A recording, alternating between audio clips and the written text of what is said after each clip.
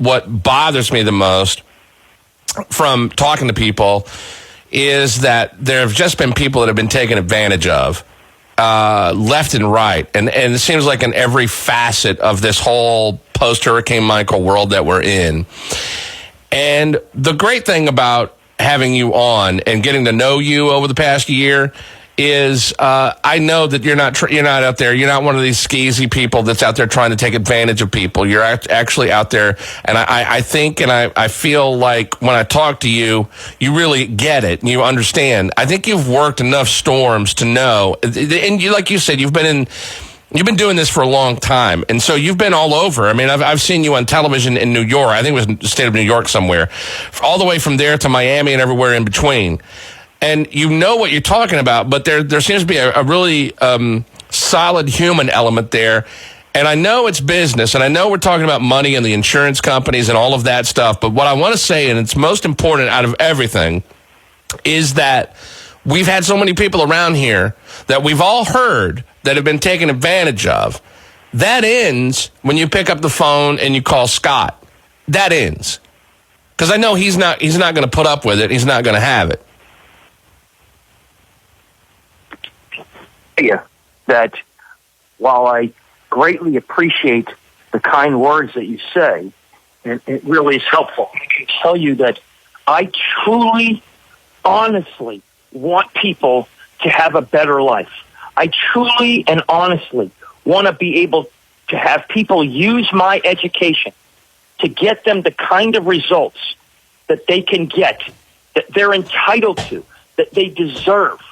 And I think that the more that we educate people, the more that they'll be able to empower themselves to do what they think is best. Listen, we've spent time just talking about what kind of insurance to buy. I challenge you to find another lawyer in the country that has spent time trying to help people do that. I have been to seminars teaching up there, maintenance people and managers of properties. I did a seminar for I don't know how many, 100 or so, of people that manage property and condo associations and other areas for a living, for free, for hours, explaining to them what they should be doing in this storm and in future storms.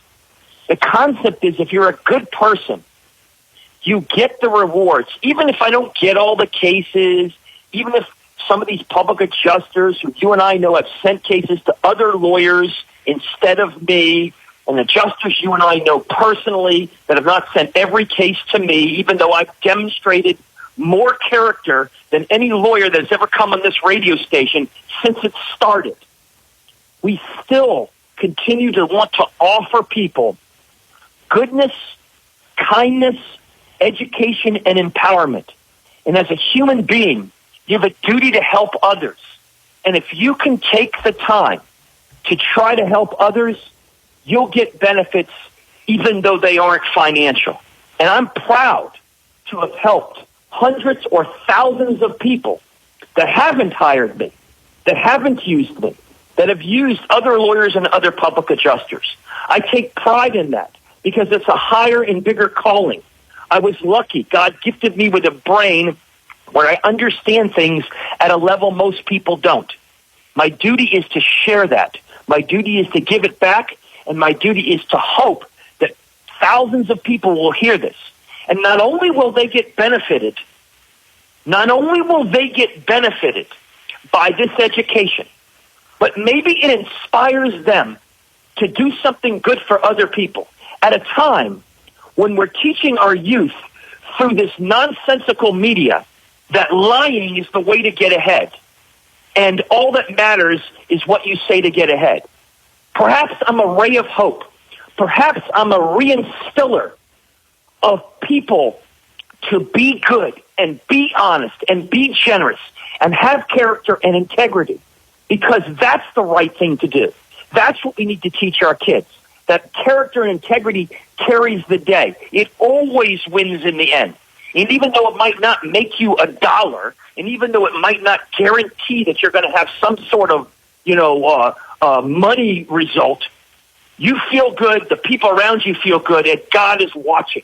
And if you do that, I think that is the greatest lesson we can teach our friends, our family, and our youth, to be good at your heart. And every day I get up, I try to contribute positively to somebody's life. I try to make somebody laugh, because that changes things for the better.